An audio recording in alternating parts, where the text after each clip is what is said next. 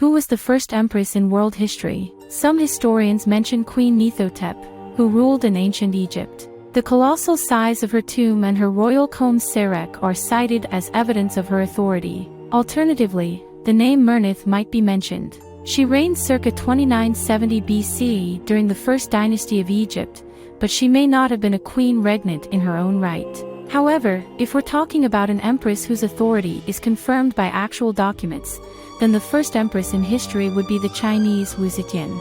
She was officially referred to as both Ho and Huangdi, which unequivocally means empress. Hello, wanderer. Today we're journeying to an empire whose main motto is girl power.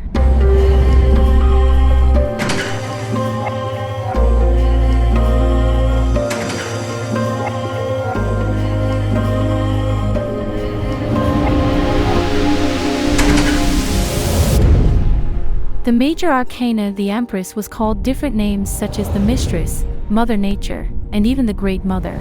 This card was in the very first tarot decks that have come down to us.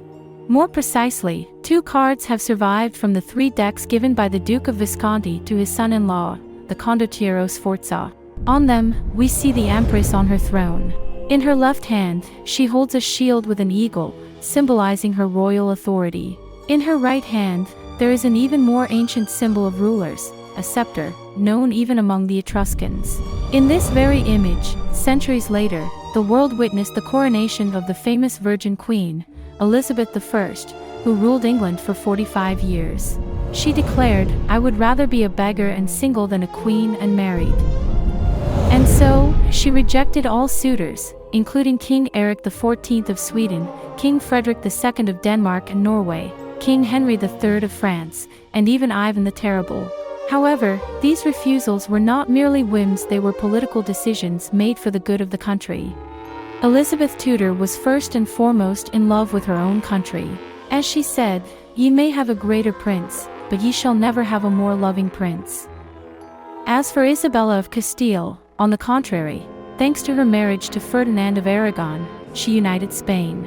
She became the first official queen of Spain. And it was precisely thanks to her support that Christopher Columbus organized his expedition and discovered America. In this portrait, Isabella is depicted wearing a crown and holding a scepter, and although it is not shown in the portrait, her coat of arms features a black eagle, just like the Empress card in the Visconti-Sforza deck.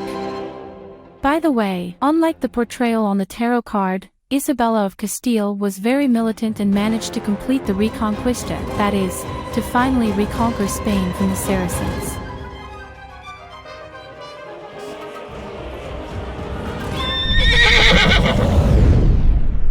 The appearance of the Empress card in the Marseille Tarot at first glance doesn't differ much, but there is one significant detail: the wings behind the Empress. Papoose explained the appearance of the wings. In his deck, the Empress also has wings. He considered the Empress as Isis, the goddess of femininity and motherhood in ancient Egypt. According to mythology, after the death of Osiris and before his resurrection, she transformed into the bird kite. Therefore, Isis inside pyramids was often depicted in the form of a beautiful woman with bird wings. The most famous queen of Egypt, Nefertiti, earned her own art tarot deck. The name Nefertiti translates as the beautiful has come. She did not worship the mother goddess Isis but the sun god Aten. She even carried out a whole religious revolution during her reign. However, this did not prevent her from giving birth to 6 daughters.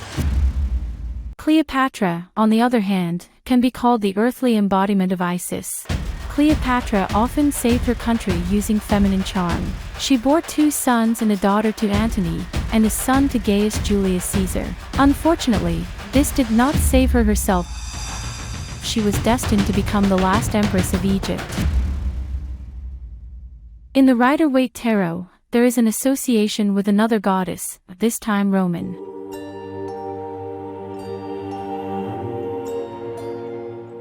Venus embodies femininity and abundance. It is precisely to her that the hidden signs hidden on the card refer. The most noticeable clue is the heart-shaped shield with the symbol of Venus mirror on it. Since the mid-18th century, this symbol has been used to denote the female gender in general. The relaxed posture and soft cushions speak of the Empress' gentle power. The scepter in her hands is a symbol of her imperial authority. Like on the Magician card, her gesture is directed towards the sky, towards the divine. The crown on her head with 12 stars signifies both the 12 months and the 12 signs of the zodiac.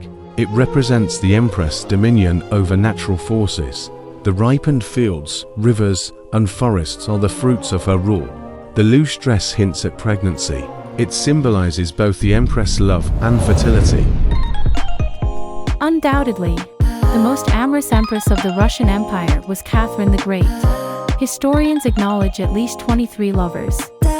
Among her favorites were Prince Grigory Orlov, Prince Grigory Potemkin-Tavrichesky, and Alexander Lansky. The passion of the wayward empress shocked all the European kings and queens of that time. But as Catherine the Great herself said, in one's labors and sufferings, it is fitting for a person to have patience, but towards human errors and faults, magnanimity. Compared to the reputation of the Empress of Byzantium Theodora, Catherine the Great's antics were just child's play. In her childhood, Theodora performed in the Circus of Constantinople with animals and later worked as an actress, which was considered the height of disgrace for a woman at that time. However, this did not prevent her from marrying Emperor Justinian I, who continued to love her even after her death. The patriarchal society of that time was intimidated by Theodora's feminine strength. Procopius of Caesarea wrote in horror that in her youth Theodora sold her youthful beauty, serving her profession with all parts of her body. To this, Theodora could have replied, "My body, my rules." This sentiment is echoed by the very fact of her birth and the goddess Venus. In this classic painting by Sandro Botticelli, Venus emerges from the sea foam as a mature woman, completely naked. We understand that this is the moment of her birth only by the purple cloth held by the Grace. Such cloths were wrapped around babies at birth and around the dead at the moment of death. Zephyr, the god of the west wind, blows towards Venus' back, his breath bringing spring. Zephyr's wife, Flora, scatters roses behind Venus, symbols of life. And Venus stands in a shell, symbolizing fertility and sexuality. References to the myth of the birth of Venus were also hidden by Aleister Crowley on the Empress card of the Thoth deck. The back of the throne on which the Empress sits resembles blue swirling tongues of flame, but in reality, it represents water, from which Venus was born.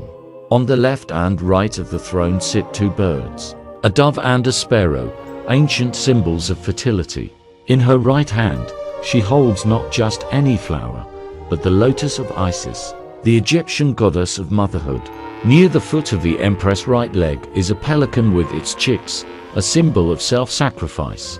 According to ancient legend, adult pelicans feed on snakes and are immune to their venom, but their chicks are not. If a snake bites a pelican's chick, the adult pelican will tear open its breast to feed them with its blood and save their lives. Near her left foot is a shield with an eagle, a symbol of royal authority. Behind the Empress is a door, which is the most significant symbol of the card, as the Empress, as the Great Mother herself, represents the doorway to new life. In all the decks listed, the Empress card is numbered 3.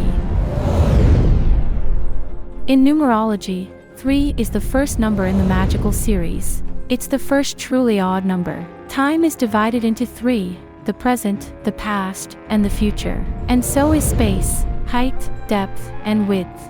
In Christianity, 3 symbolize the Holy Trinity, the Father, the Son, and the Holy Spirit. And the last one for today, the Empress card from France.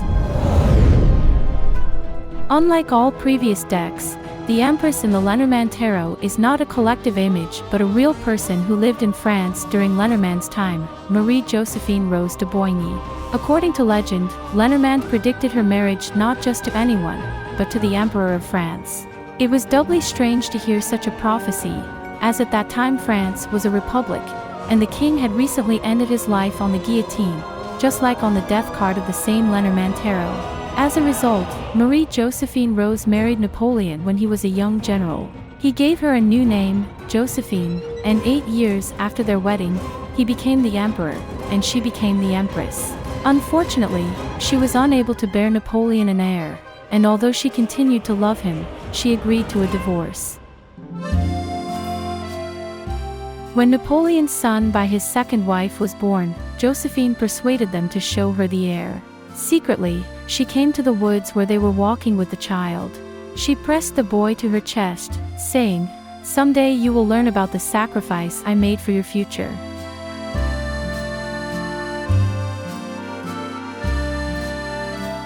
That's all for now, wanderer. It's time to embark on the next journey.